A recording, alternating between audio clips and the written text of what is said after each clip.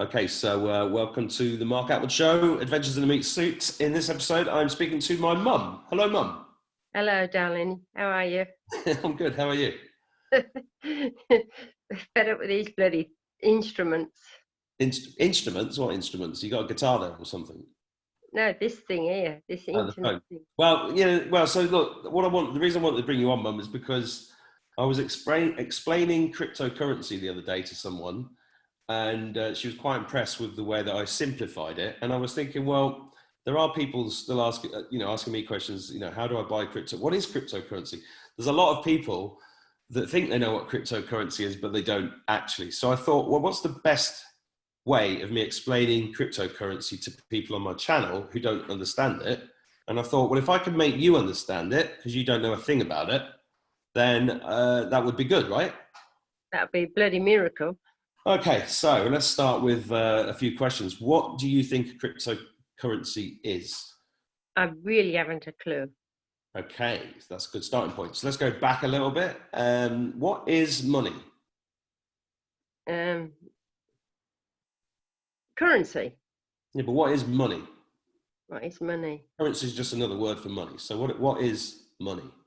How do you define what it is? It's a tool. It's a tool for what? To buy things. It's a tool to buy things. Okay, that's a good start. So what's money based on? What's it worth? Its worth is what the government says, I suppose. I don't know. What's its worth? You can look at the camera, Mum, because we there you go. Yeah, but I'm thinking here. Oh, yeah, you're doing your thinking face. Okay. That's me thinking face. What is money? It's dictated by what the government tell us what it is, isn't it? It's a tool to use for buying things. Yeah, but why has it got a value? Why has it got a value? That's a good point, isn't it? I've never thought about that one before. Okay, so let's the £5 note. A £5 note, yes. What does it say on the front of the £5 note? Can I go and get one? Yeah, if you want. Have you got one close to hand? Well, it's in the kitchen, but. Well, what if I said that, I'll just remind you of what it says, because you'll know this. It says on the front, I promise to pay the bearer I promise to pay the bearer, yes. Upon demand, the sum of £5. Same with the 10 and the 20. Yeah, but that means that the £5 note, the £10 note, they're actually IOUs. Yes, it does actually, yes. So it's an IOU. To the government. What do you mean the government? Because the bankers, isn't it? Yes, so it's printed by the Bank of England. Yeah. Right, and you think that belongs to the government? Well, I think the government have a hand in it, don't they? Yeah, you can look up a bit now because we're just seeing the top of your head again. There you go. Well, if I told you like a pound, £1 related to weight of something, right? Yeah? What do you think that weight of something is? Or £1. It's not even a quarter of an ounce, is it? Yeah, but £1 of what? Gold. Gold. Okay, so kind of fuzzily know that the money in your pocket is supposed to relate to the value of something in the real world. In this case, gold, right? Mm-hmm. So, what if I told you that all money was a con? Yeah. And the only reason it has value is because you believe it has value. True. Yes. And that the banks that print the money around the world are actually privately owned companies. Are they? Yes.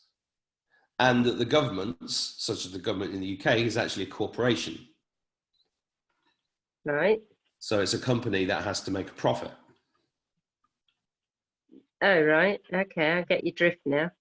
So money is one of the biggest contributors. The Bank of England made the money. Yeah, but who owns the Bank of England?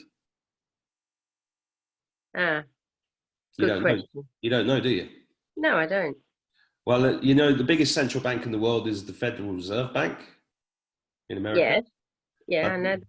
Yeah. And did you know that was taken over as a private company in 1913? No, I didn't know that. Yeah. And so that's why the dollars in America say, you know, Federal Reserve Bank, and they've got a picture of a pyramid on them with an all seeing on top of them. Anyway, so look, we're not actually talking deeply about money, but money, as you know, you probably don't remember, but I did a degree in economics. And during that, I remember you did a degree in economics. well, during that degree, we were never taught once in a 3-year degree, and I did an A-level for 2 years before that. So I did 5 years study of economics, and not once did any teacher ever mention the fractional reserve banking system and explain what money was. So in a nutshell, they realized, the bankers realized a long time ago that when people came and deposited gold for them to look after, other people came in to ask to borrow money or borrow gold.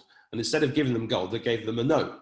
And that said, I promise to pay the bearer upon demand the sum of whatever the weight of the gold was, right? So that's, and then they realized quickly that they could actually put out millions of these notes and never have to touch the gold.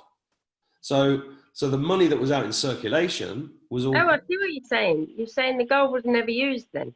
That's right. So the gold was supposed to stay in the bank, and the notes were given out to people, and they had a value because the people believed that the notes were equatable with the gold in the bank.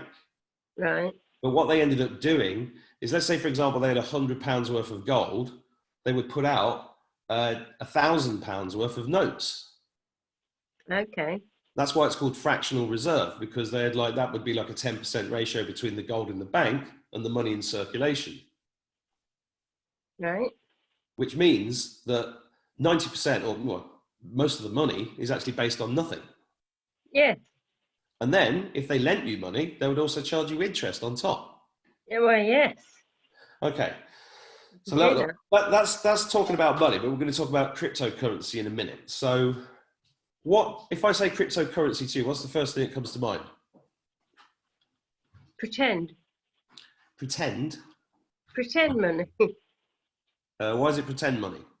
Well, isn't that the same as Bitcoin or whatever it's called? So Bitcoin was the original cryptocurrency. Right. And the way cryptocurrency, the word crypto is short for cryptography. Cryptography is basically an extremely difficult mathematical equation. Oh my God, you've lost me now. Well, it's just an extremely difficult mathematical. You can look at the camera, Mum, because we're just seeing the top of your head. So cryptography is, no, I can just see you. You've got to see your face. Come on, point at your face, Mum. Yes. Down a bit. All I can see is your nose and your eye. There we go. Right, got your face. So not a pretty sight. It's not. You're doing fine. Now listen. So crypto comes from cryptography. Cryptography is working out a very complicated sum, basically. So the cryptography of Bitcoin is worked out by a computer. So when the computer solves the puzzle, which takes time, electricity, energy, yeah? So it costs money to do it, then it creates what's called a Bitcoin, and it puts it on something called the blockchain. Right. Now, the blockchain, if you just imagine, the blockchain exists in cyberspace, inside computers. But what it actually is a ledger. Do you know what a ledger is? Yeah, a book, an annual, to keep records. Right. So if you ran a company and you had a ledger, you would keep a note of all the transactions. They get all the comments sorted. Well, that's the thing, right? So in a ledger, if you ran a company, you can go and change those records anytime you want to suit the story that you want. Now, the difference between a paper ledger or even a computer ledger and one that's on the blockchain, the difference is that every transaction that's registered on the blockchain becomes irrefutable because it has to be verified. So you can't make a transaction, you can't undo it. Once the transaction's done, it's there. Yes, it's in the ledger, yes. So what it does is it stops all corruption, it stops all lies, and it also stops the middleman. Right. Okay? So at the beginning, when Bitcoin was created, a lot of people started, there were people like John Matonis, who was an economist, American economist, and he got this white paper sent to him by this chap, allegedly, it doesn't matter whether he exists or not, to be honest. And some people think that Bitcoin might have been created by the NSA, but it doesn't really matter who created it. The fact is, it's not going anywhere. And a Bitcoin today, do you know how much a Bitcoin is worth today? I think it's a lot of money, because you asked me about that about 10 years ago, didn't you? 20 years ago. Well, not 20 years ago, because Bitcoin's only just over 10 years old, but I did. Well, I know it was 10 years ago at least. I did buy Bitcoin in 2014. Yes. But when I bought it, I can't remember what the price was, but it's currently about $11,000 per Bitcoin. Blimey. Now, what's interesting is that originally the original Bitcoins were 0.001p each. They were nothing. So people that ran this cryptography programs on their computers, they would mine thousands and thousands of Bitcoins that were worth basically nothing. Right. But they did have an intrinsic value because the computer time and energy and electricity that it took to work that that sum out had a value, you know, so there was an actual cost attached to it. So it does have intrinsic value. The second thing about Bitcoin is that there's only ever going to be 21 million Bitcoins ever made. So there's a limit. Right. There's a limit on it. Why? There's a limited supply. But because if you limit the supply of something, then it also has inherent value. Oh, right. I see what you're saying. Yeah. It's a bit like gold in the bank. You know, if there's only a limited supply of gold, then the value of that gold goes up as more people want it, because that's how supply and demand works. So what's happened over time is that Bitcoin has gone up in value because more and more people want it. So the value attributed to it is similar to the money in one respect, and that is that it's based upon what we believe it's worth. Right. Okay, but here's the clever thing about cryptocurrency. So if you transferred money in England to me in Ireland now, what actually happens to that money? It goes to your account, doesn't it? Does it just go straight into my account? Well, I thought it did. Yeah, well, it doesn't. It goes through the SWIFT system. Ah. So it goes through an international banking system. And what happens is it gets sent to that system. They hold on to it for a period of time. Yes. Right? Yeah. They charge a fee. They charge a fee. They charge a fee for doing the transfer. Mm-hmm. And if you imagine there's billions of transactions every hour, they also trade the money that they're holding and make money off the back of the money that they've got. Yeah. Well, this is how banks work, isn't it? Well, that's the classic middleman making money off of your money, therefore making money off your labor, right? Mm-hmm. And then it gets transferred 1, 2, 3, 4, 5 days later, whatever. I mean, when I was living in Morocco, sometimes it took 3 weeks to get international transfers in. Well, I know that. God knows what they were doing with the money. So the difference with cryptocurrency is that if I've got cryptocurrency in my wallet, which is on my computer, which is just literally an electric version of the wallet or your purse in your pocket, right? And I'm storing cryptocurrency in there, and I wanted to send you some cryptocurrency, and you had a wallet. It's just as easy as sending an email. So you'd give me your address, and I'd send it to your address, and then it would appear in your wallet within minutes. In my wallet?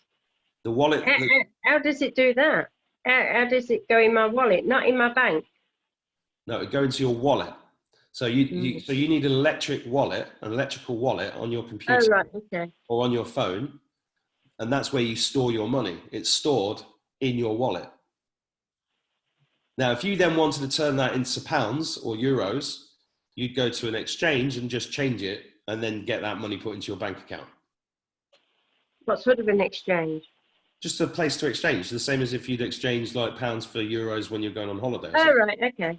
Yeah. So an online exchange. Okay. Yeah. So that's called peer-to-peer. So you're one peer, I'm the other peer. So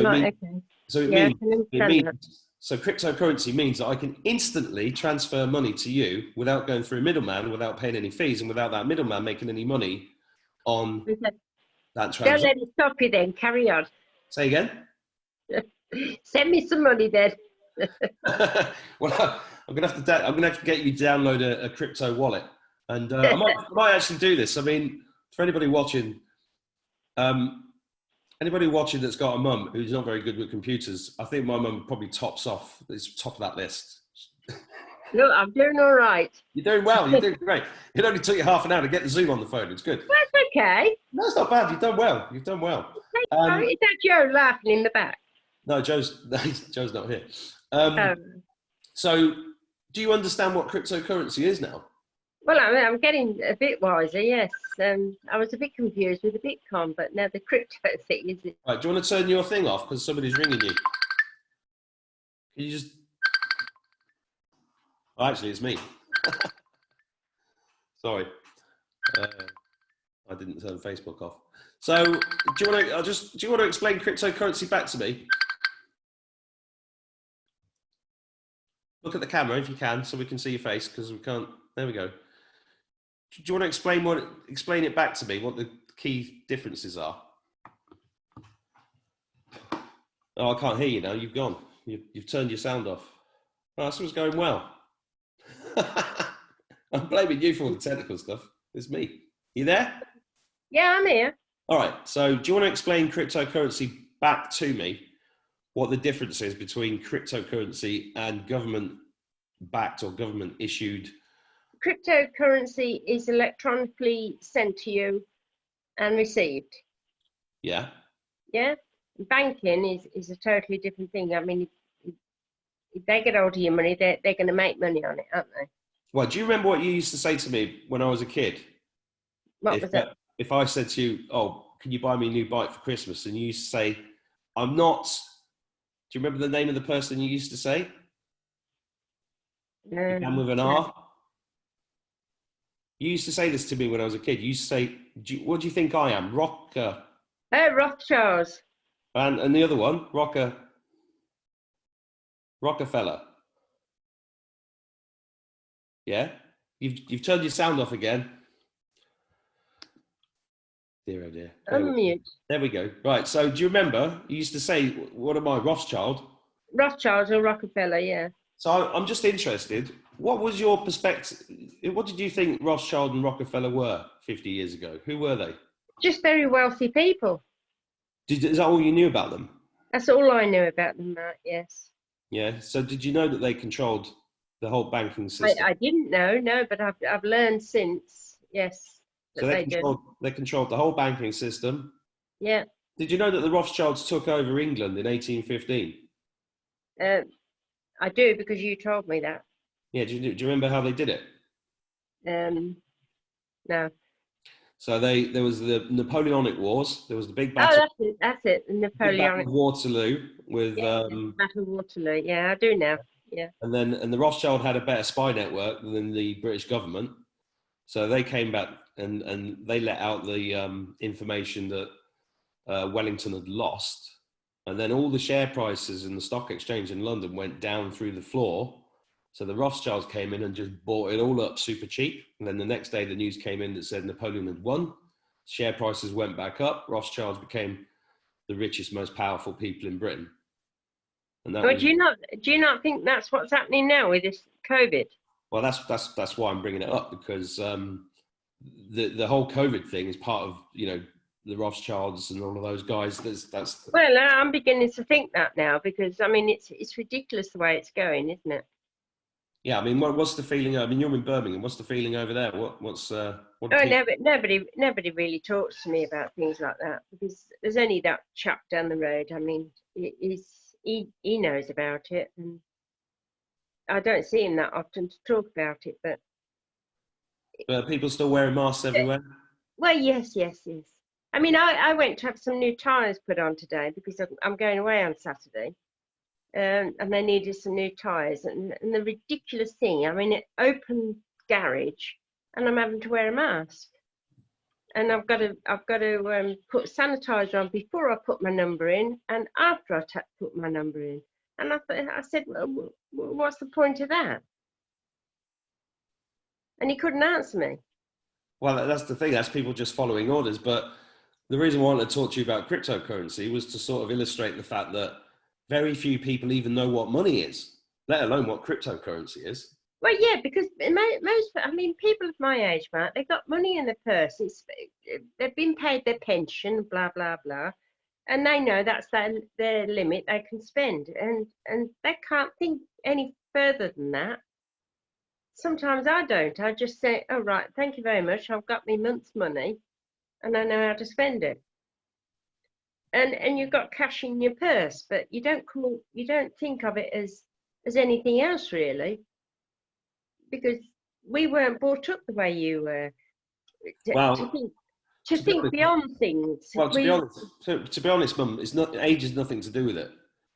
I do think age has got a lot to do No, with no, it. it really isn't. There are idiots at all ages, and there are people that think, it doesn't. Age really isn't anything to do with it. It's just about having an inquiring mind. I mean, there's loads of people my age that don't know what cryptocurrency is. There's loads of people in there. There's loads of teenagers that don't know what cryptocurrency is. It doesn't matter. The age isn't relevant. I really don't think it's about the age. It's just about accepting. There's just a certain type of person that doesn't accept the information that the government gives them or questions everything. So I don't.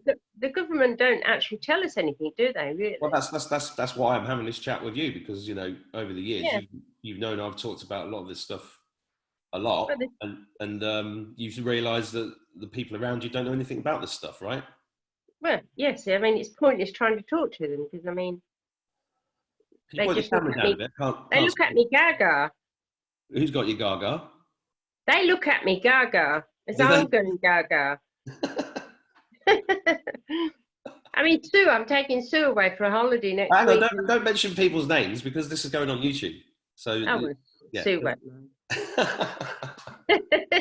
She don't go on YouTube. Yeah, she will. Listen, if you're watching this, I stopped saying anything, all right? So let's just stop that one there, all right? Let's just leave that, right? Right, Mum, I'll do a catch-up call with you in a week and see if you understand crypto, and we'll try and set you up with a wallet, shall we?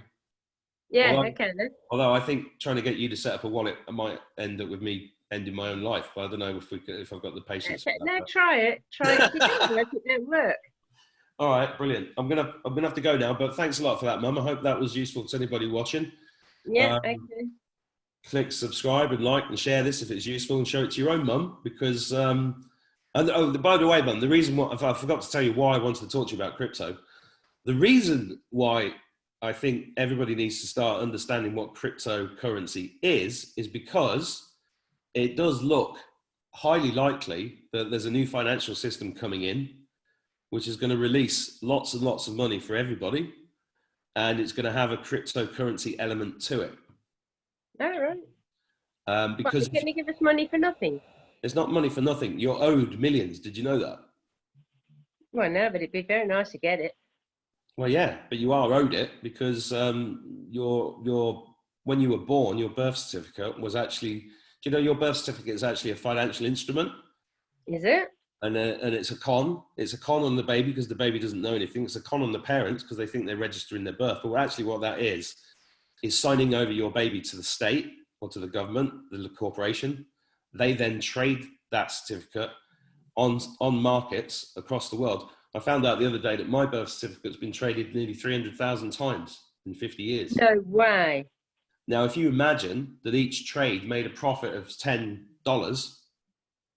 that's $3 million. Well, in what way can they trade it then? Well, they basically, you are nothing more than a commodity. You're nothing more than a farmyard animal to the people that own these banks. And they're all Satanists. I've told you this before. They're all satanic pedophiles. You know that?